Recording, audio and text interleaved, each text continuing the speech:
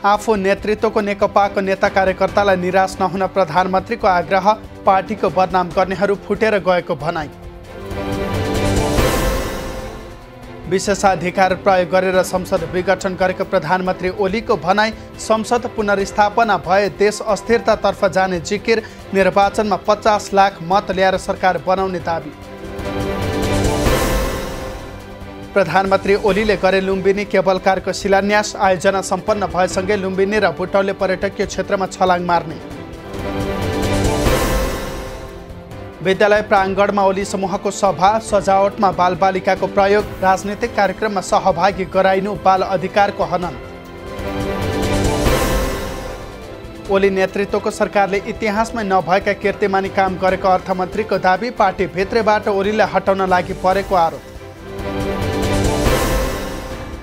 नेपालको ढाडमा टेकेर ओलीको टाउकोमा हान्न खोज्दा दाहाल सडकमा पछारिएको मुख्यमन्त्री पोखरेलको भनाई, दाहाल नेपाल डराएर निर्वाचनबाट भागेको आरोप।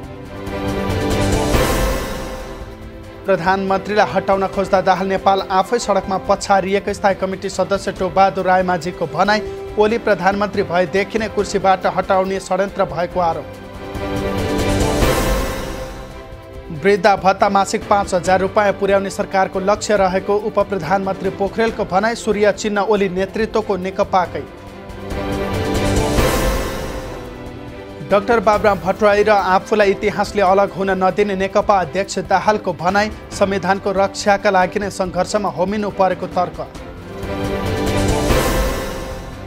प्रधानमन्त्री ओलीले ठूलो विश्वासघात गरेर संसद विघटन गरेको कांग्रेसका वरिष्ठ नेता रामचन्द्र पौडेलको आरोप, राजनीतिक स्थायित्वका लागि सङ्घर्ष आवश्यक।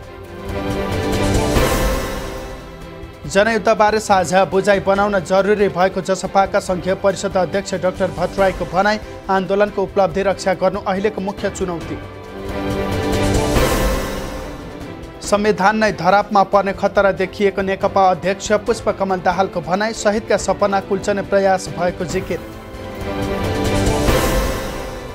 सिङ्गो राष्ट्रलाई नै प्रधानमन्त्री केपी ओलीले सङ्कटमा पुर्याएको नेकपा दाहाल नेपाल समूहका अध्यक्ष माधव कुमार नेपालको आरोप। संविधान च्यातेर अघि बढ्ने ओलीको कदमलाई सफल हुन नदिने दाहाल नेपाल समूहकी नेत्री रामकुमारी झाँक्रीको दाबी। निर्मला र भागरथीका हत्यारा पत्ता लगाउन नसक्ने गृहमन्त्रीले राजीनामा दिनुपर्ने कांग्रेस केन्द्रीय सदस्य डिला संग्रौलाको भनाई। सम्मानित ढङ्गले बाँच्ने वातावरण बनाउन पूर्व जनमुक्ति सेनाको माग, पूर्व लडाकुका विभिन्न डिभिजनमा 60 करोड अनियमितता। मुलुकमा सशस्त्र दमनको स्थिति आउन सक्ने गृहमन्त्री रामबहादुर थापाको चेतावनी, प्रतिक्रियावादीले अवरोध गरे जवाफ दिनुपर्ने प्रतिक्रिया। प्रधानमन्त्रीले मुलुकलाई निरङ्कुशतातर्फ लैजान संसद विघटन गरेको पुष्टि हुँदै गएको नेपाली कांग्रेसका वरिष्ठ नेता रामचन्द्र पौडेलको आरोप, लोकतन्त्रवादीहरू सशक्त ढङ्गले प्रस्तुत हुनुपर्ने। बलात्कारीलाई सार्वजनिक गर्न माग गर्दै काठमाडौँको माइतीघर मण्डलामा प्रदर्शन, सेतो लुगा लगाएर कपाल फिजाएर ब्यानर सहित प्रतीकात्मक विरोध। माइतीघरमा सरकारको प्रतिगमनकारी कदम विरुद्ध प्रदर्शन, संसद मार्न पाइँदैन, निरङ्कुश सरकार चाहिँदैन भन्दै नागरिक समाजका प्रतिनिधिद्वारा विरोध। 10 दिनसम्म पनि बैतडी दोगडा केदारकी भागरथी भट्टको हत्याको रहस्य खुलेन, अनुसन्धानमा खटिएको प्रहरी अलमलमै। बर्दियाकी 13 वर्षीय नेपाली चेलीको भारतमा भएको सामूहिक बलात्कारपछि हत्याको घटनामा उच्च स्तरीय जाँच सुरु, आरोपीको खोजी तीव्र। कञ्चनपुरको पुनर्वासमा मोटरसाइकलको ठक्करबाट एकजनाको मृत्यु हुनेमा 70 वर्षीय झ्यारू भण्डारी। नेपालमा शनिबार थप 57 जनामा कोरोना पुष्टि, यो सँगै संक्रमितको संख्या 2,72,614 पुग्यो।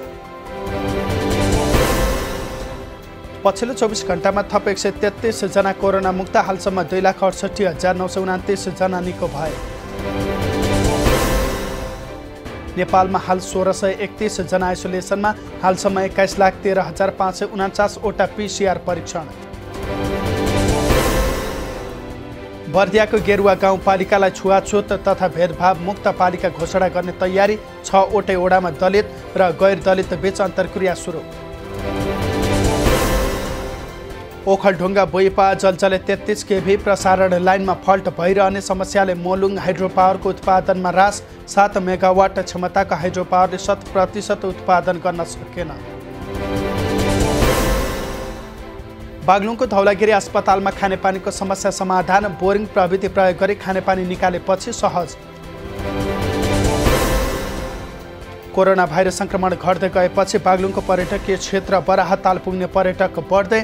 घरवास पर्यटन प्रवर्धन कार्यक्रमले पर्यटक आकर्षित। झापामा कोरोना भाइरस संक्रमणपछि रोकिएका विकास निर्माणका कामले तीव्रता पायो। सडक लगायतका पूर्वाधार धमाधम बन्दै। विद्रोही माओवादी नेतृत्वमा सुरु भएको जनयुद्धको आज 26औं वर्षगाँठ मनाइयो। पूर्व माओवादी भने छिन्न भिन्न।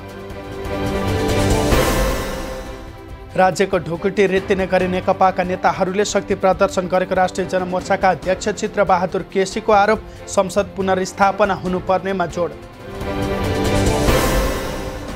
3 दिने तीर्थयात्रापछि माधव नारायणका व्रतालु शाली नदीमै साखुमा विगत वर्षको भन्दा पनि बढी भक्तजनको भेड। स्याङ्जाको वालिङमा महिलाले थाले दुना टप्परीको व्यावसायिक उत्पादन। आधुनिकतासँगै लोपोन्मुख अवस्थामा पुगेको दुना टप्परीको संरक्षण गर्ने उद्देश्य। कञ्चनपुरको भीमदत्त नगरपालिका देशैभरको उत्कृष्ट नगरपालिका। नगरपालिकालाई 1 लाख नगद पुरस्कार प्रदान गरिने। काठमाडौँका 15 ठाउँमा वाटर एटिएम राखिँदै 1 रुपैयाँमा 1 कप पानी, तातो र चिसो पानी उपलब्ध गराउने प्रणाली जडान। नेपाल टेलिकमको नाफा 65%ले घट्यो। सस्तो डेटा कारक भएको दाबी। 6 महिनामा 1 खर्ब 69 अर्ब वैदेशिक ऋणको प्रतिबद्धता। खर्च भने कमजोर। नीति निर्माता र राजनैतिक पार्टीहरूको निजी क्षेत्रलाई हेर्ने दृष्टिकोण राम्रो नभएको नेपाल उद्योग वाणिज्य महासङ्घका अध्यक्ष शेखर गोल्छाको गुनासो। मोटरसाइकल चोरीमा संलग्न 4 जना पक्राउ पर्नेमा धनबहादुर तामाङ, इन्द्र तामाङ र रिखीलाल तामाङ। छात्रालाई होटलमा लगेर परीक्षा लिने शिक्षक जेल चलान। जबरजस्तीको प्रयास गरेको अभियोग पनि लागेका शिक्षक शिरीष कुमार बस्ताकोटी कारागारमा। व्यवस्थित बनाइदे भरतपुरको भेटेरिनरी अस्पताल। नयाँ स्वरूपको अस्पताल सञ्चालनका लागि प्रदेश सरकारद्वारा बजेट विनियोजन। 5000 भन्दा बढी भूकम्प पीडित लाभग्राही सूचीबाट हट्दै। पुस 15 गते भित्र आवास निर्माण सम्झौता गरी पहिलो किस्ता रकम नलिएकालाई हटाउन सिफारिस। बैतडीमा कोरोनाका कारण स्थगित गाउँघरमा चिकित्सक कार्यक्रम सञ्चालनमा। निःशुल्क रूपमा गाउँघरमै चिकित्सकीय सेवा दिने उद्देश्य। प्रदेश 2 सरकारले खरिद गरेका बस फागुनभित्रै सञ्चालनमा आउने। 5वटै बस भ्याटसहित 3 करोड 9,82,000 रुपैयाँमा खरिद। दार्चुलाको अपी हिमाल गाउँपालिकामा निर्माणाधीन विद्युत नहरको पर्खाल भत्किँदा 2 जनाको मृत्यु हुनेमा 45 वर्ष बलदेव महरा र 40 वर्ष गोमती धामी। उदयपुरमा 66 वर्ष श्रीमान वीरेन्द्र राईको हत्या। मुखमा विष दलिएको अवस्थामा घाइते भेटिन् श्रीमती। थप उपचारका लागि विराटनगरमा।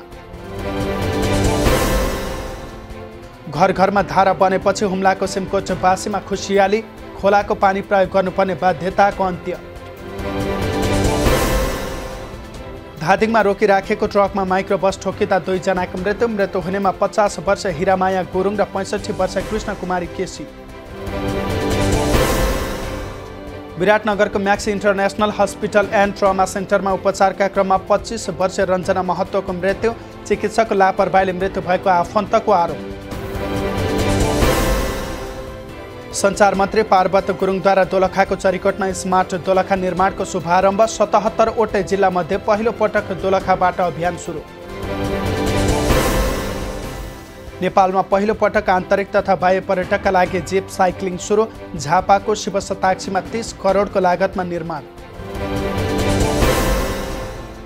हेलमेट नलगाएको विषयमा गोङ्गबु बस पार्कमा 2 ट्राफिक प्रहरी र स्कुटर चालक बीच कुटाकुट। अनुसन्धान गरी आवश्यक कारबाही गरिने।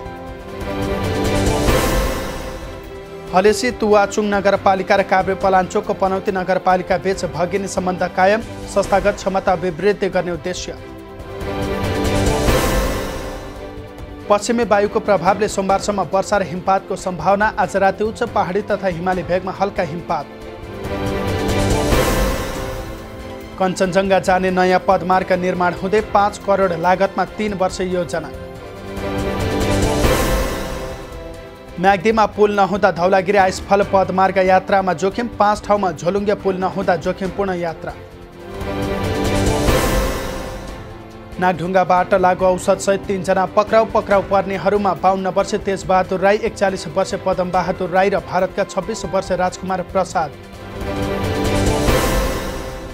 सांस्कृतिक र धार्मिक स्थलको जीर्णोद्धार तथा संरक्षणका लागि भारतले 14 करोड 20 लाख रुपियाँ सहयोग गर्ने।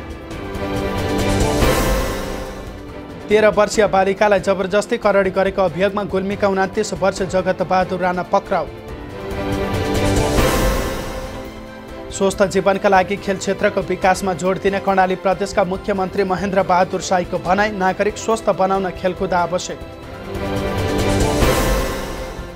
चाबहाली स्थित केएल टावरमा भ्यालेन्टाइन मेला। विभिन्न सामग्रीको खरिदमा 50% छुटको व्यवस्था। 5 वर्ष योजना बनाउन जुट्यो भन्सार विभाग। 2082 जेठको अन्त्यसम्म जाँचपासका लागि लाग्ने समयमा 25%ले कमी आउने। वर्तमान सरकारको 3 वर्षको उपलब्धि मङ्गलबार सार्वजनिक हुने। सरकारले गरेको कामको फेहरिस्ता सार्वजनिक घोषणा। एनएमबी ब्याङ्कको क्युआर कोड सेवा बेरतामोडको कृषि बजारमा नगद रहित कारोबारलाई प्रवर्धन गर्ने उद्देश्य। स्याकर कम्पनीद्वारा एसजे मोटो ब्रान्डको नयाँ मोटरसाइकल सार्वजनिक। आफ्नै देशमा केही नयाँ कामको सुरुवात गर्ने उद्देश्य।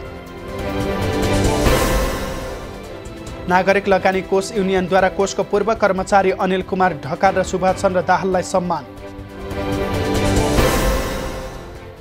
बन्चरे डाँडामा फागुन अन्तिम सातादेखि फोहोर विसर्जन गर्न सकिने। पहिलो चरणको काम तेस्रो सातासम्म सक्न मन्त्री शाहको निर्देशन। जाजरकोटमा बजारमा पाइने चामलको मूल्यभन्दा खाद्य व्यवस्था तथा व्यापार कम्पनीको चामलको मूल्य बढी हुँदा बिक्री हुन छाड्यो।